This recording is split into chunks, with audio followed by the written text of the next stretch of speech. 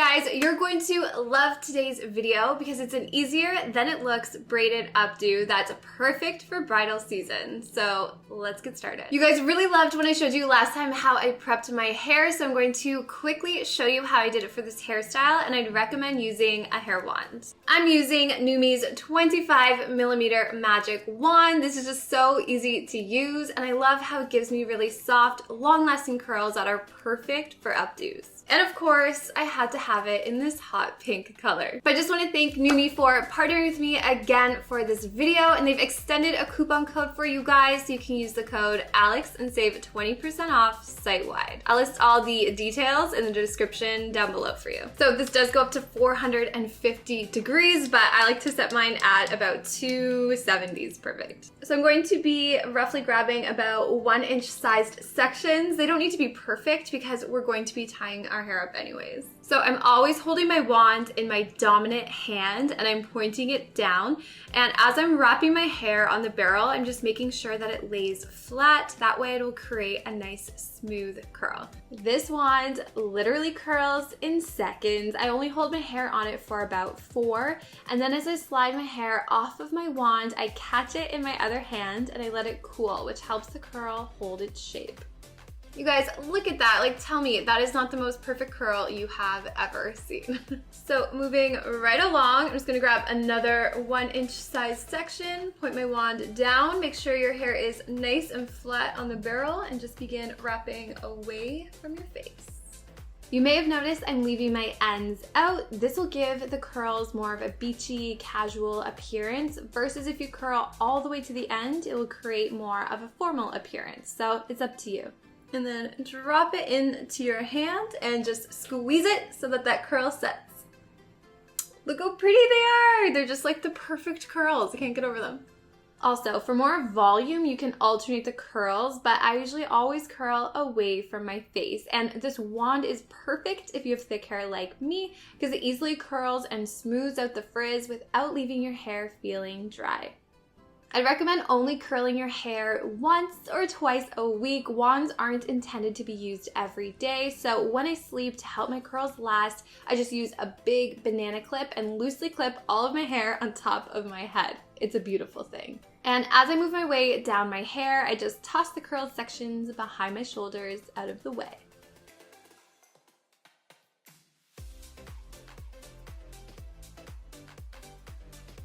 If you have never used a wand before, I highly encourage you to practice with it turned off. Practice the motions until you're feeling comfortable. And if you get the NUME Magic Wand, it does come with a glove, which will help protect yourself from the heat until you're really comfortable with it. And I should be using the glove anyways. And one other thing is this is my go-to wand for traveling, mostly because of how lightweight it is.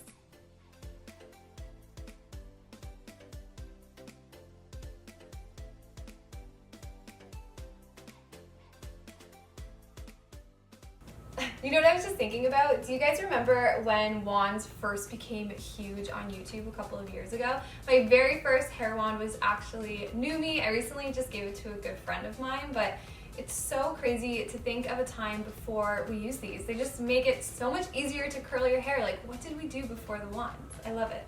Done my bangs. I'm still going to make a bang video for you guys, don't worry, but I just curl these away from my face.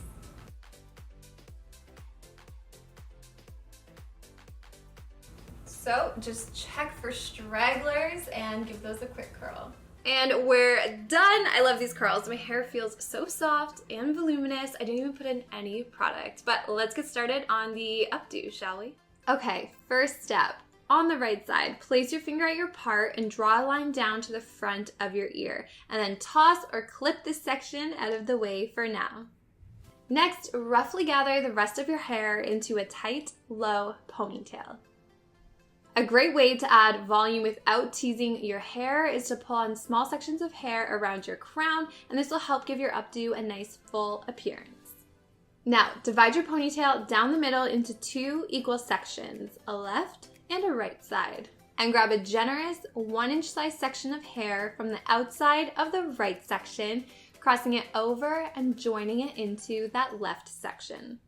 And then grab a generous 1-inch size section of hair from the outside of the left section, cross it over, and join it into that right section. And this is the beginning of a fishtail braid.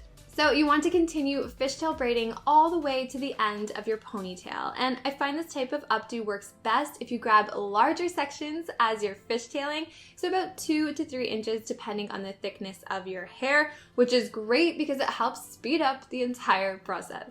Once you reach your ends, secure them with a small hair elastic, and I like to create a little bun on the end of mine like this.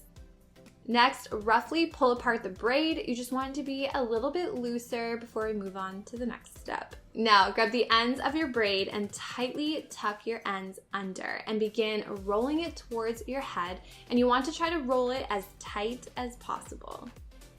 Once you reach your head, it should look a little similar to this, and you just want to bobby pin it into place so it feels secure for now.